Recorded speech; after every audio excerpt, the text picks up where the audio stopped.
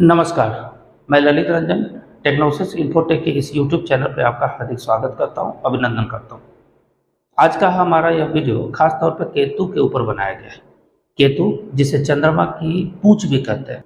यदि आप भी अपने जीवन में निराश हैं, आप दिन गिनते जा रहे हैं, आपकी उन्नति नहीं हो रही है, आप के भीतर वैराग्य की भावना बढ़ते जा रही है, आप अपने जीवन में कुछ हासिल न कर पाने का दुख झेल रहे हैं, आपका बचपन अच्छा नहीं बीता, बुढ़ापा भी आपका तंग है, आप रोज नशे के तरफ भागते हैं, तो यह वीडियो खास तौर पे आपके लिए बने रहिए। आज के इस वीडियो में हम लोग केतु पर्वत से संबंधित सभी चीज़ों पर विस्तृत चर्चा करेंगे। केतु पर्वत हथेली में उसकी स्थिति, खराब केतु पर्वत के फल, अच्छे केतु पर्वत के चिन्ह, अच्छे केतु पर्वत को हम लोग कैसे पहचानें, अगर केतु खराब फल दे रहा है तो क्या फल दे रहा है, क्यों दे रहा है और उसके उपाय क्या क्या हैं, इन सभी चीज़ों पे हम लोग विस्तृत चर्चा करेंगे। कृपया बने रहें। आशा है कि यह वीडियो आपको अच्छी लगेगी। यदि अच्छी लगे तो कृपया इसे सब्सक्राइब करके दूसरों को भी बताएं, और आपका प्रेम ही हमारा उन्नति है, इसलिए कृपया इसको कम होने ना दें। शुरू करते हैं आज का यह हमारा वीडियो, जो खास तौर पे केतु पर्वत के ऊपर बनाया गया है। केतु पर्वत के ऊपर आज के इस वीडियो में हम लोग हथेली में केतु पर्वत को पहचानेंगे, उनकी सभी स्थितियों के बारे में विस्तृत चर्चा करेंगे, अच्छे और बुरे केतु की पहचान करके उससे होने वाले फलाफल के बारे में विस्तृत चर्चा करते हुए उनके उपायों पर भी थोड़ा बहुत बात करेंगे। शुरू करते हैं आज। अगर हम हथेली में केतु को देखें तो केतु की स्थिति मणिबंध के ऊपर शुक्र तथा चंद्रमा के बीच के क्षेत्र के रूप में पहचाना जाता है। केतु राहु से निचले हिस्से में मणिबंध की ओर होता है। राहु मस्तिष्क है जबकि केतु धर है। राहु सोचने की ताकत है जबकि केतु कर सकने की क्षमता है। अब यहाँ पे केतु पर्वत से संबंधित 3 स्थितियां बन सकती हैं। पहली स्थिति, यदि केतु पर्वत काफी उन्नत अवस्था में बहुत बढ़िया हो, उन्नत केतु उसको कहेंगे जो राहु से थोड़ी सी ऊंचाई पे हो, थोड़ी सी ऊंचाई पे हो, तो ऐसे केतु को हम लोग उन्नत, विकसित या अच्छा केतु के रूप में परिभाषित करेंगे, चिन्हित करेंगे। केतु साफ सुथरा हो, उस पर कोई खराब चिन्ह ना हो, शुक्र पर्वत भी ठीक स्थिति में हो, चंद्रमा पर्वत भी ठीक स्थिति में हो, चूंकि चंद्रमा मन का कारण है और केतु मोक्ष और अध्यात्म का कारक है, तो मन सही रहेगा तो अध्यात्म और मोक्ष की तरफ आप जाएंगे। शुक्र अच्छा रहेगा तो शुक्र भौतिकता का कारक है, तो भौतिक और आध्यात्मिक दोनों के बीच में तालमेल बिठाने के लिए बाकी पर्वतों की भी शुभाशुभ स्थितियों को होना जरूरी है।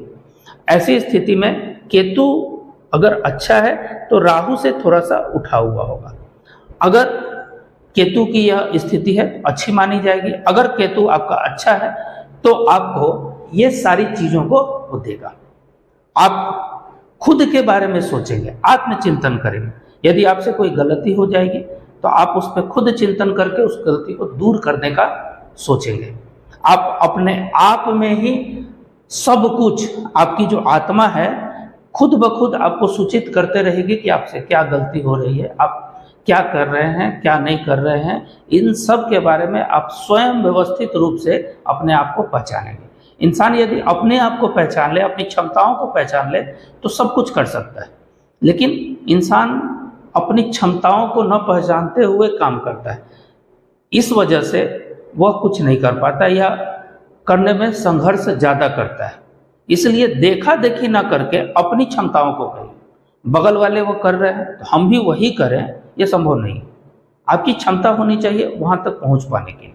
और यदि आपका केतु अच्छा है, क्योंकि केतु धर है, बिना सोचे समझे करेंगे पछताएंगे। सोचने की क्षमता तो राहु के पास है और वो तो इसके पास है ही नहीं, इसके पास तो शरीर नहीं है, तो दिमाग कहाँ है, क्या है, तो सिर्फ और सिर्फ धर, शरीर। शरीर ताकत है, शरीर क्षमता है, ठीक है। तो यहाँ पे केतु आपको करने की प्रेरणा देता है, और करने के लिए क्या चाहिए, तो आत्मचिंता। करने के लिए क्या चाहिए, आत्मचेतना, अपने आप से साक्षात्कार। केतु अगर अच्छा है आपको तो तो बचपन भी आपका काफ़ी अच्छा जाएगा, बचपन में भी आपको सारी चीज़ें मिलेंगी। अगर आपका केतु अच्छा है, बुढ़ापा में भी आपका ठीक जाएगा, क्योंकि आप जीवन को बैलेंस करके चलते हैं। क्योंकि केतु आध्यात्मिकता और भौतिकता दोनों के बीच एक बैलेंस लेकर के आता है। ना तो ज़्यादा आपको भौतिकवादी होने देगा और ना ही आपको ज़्यादा आध्यात्मिकता के तरफ जाने देगा। आप में वैराग्य नहीं उत्पन्न होने देगा, बल्कि आप सांसारिक सुखों का उपभोग करते हुए भी आध्यात्मिकता के तरफ आप अग्रसर होंगे। आपको मोक्ष का कारक बनाएगा, आपके भीतर मोक्ष की अवधारणा लेकर के आएगा, आपके भीतर चिंतन मनन एवं आपके भीतर पॉजिटिव एनर्जी देकर के देगा। केतु की यह दूसरी स्थिति है। केतु यदि हमारे हथेली पे ज्यादा उठा हुआ है, राहु से बहुत ज्यादा उठ गया, शुक्र के बराबर हो गया या फिर चंद्रमा के बराबर हो गया, ऐसी स्थिति में यह अति विकसित अवस्था मानी जाएगी। अति सर्वत्र वर्जित है। अगर केतु अति विकसित हो जाए तो क्या होगा? अब ठीक ठाक कंडीशन में थे तो इन सब में तालमेल बिठा करके रखते थे। ज्यादा हो जाएगा तो आपके भीतर जीवन में सब कुछ रहते हुए भी आप निराशावादी हो जाएंगे, आपके जीवन में रस का अभाव हो जाएगा, आपका जो मन मस्तिष्क है वो बार बार वैराग्य की तरफ जाएगा, आप में भक्ति की जो भावना है वो प्रबल हो जाएगी, आप वैरागी हो जाएंगे, आप सन्यासी हो जाएंगे। ज्ञान तो होगा, लेकिन वो ज्ञान कैसा ज्ञान हो जाएगा फिर? तो वो ज्ञान अति वाला ज्ञान हो जाएगा। आप जीवन से कट करके रहना पसंद करेंगे, क्योंकि केतु आपके भीतर त्याग की भी भावना देता है।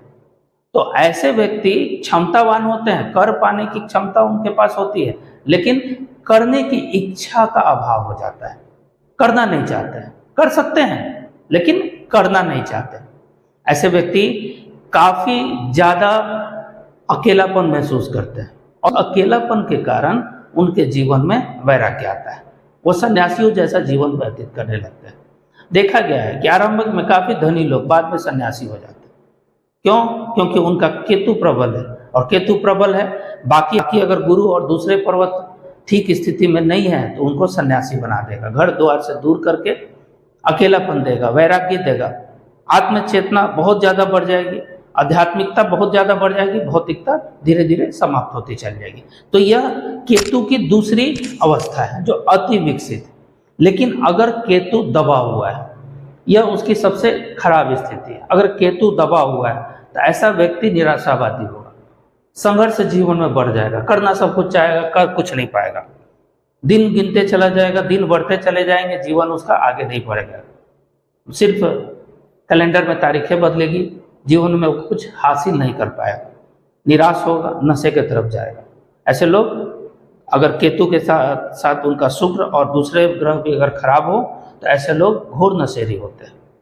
क्योंकि जीवन में आध्यात्मिकता और भौतिकता में बैलेंस नहीं हो पाता है, ऐसी स्थिति में ऐसे लोगों का भौतिकतावादी गुण चढ़ जाता है, आध्यात्मिकतावादी गुण समाप्त हो जाती है, निराश हो जाते हैं। निराशा में अगर केतु के साथ दूसरे पर्वत भी खराब हो तो उनका बुढ़ापा बहुत खराब जाता है, दीर्घकालिक रोग होते हैं, कैंसर जैसे रोग, या फिर मुंह में घाव होना, पशुओं के द्वारा उनको मारा जाना, विष से संबंधित समस्या, फूड पॉइजनिंग। तो ऐसी स्थिति के लिए केतु जिम्मेवार है। कैसा केतु? दबा हुआ होना।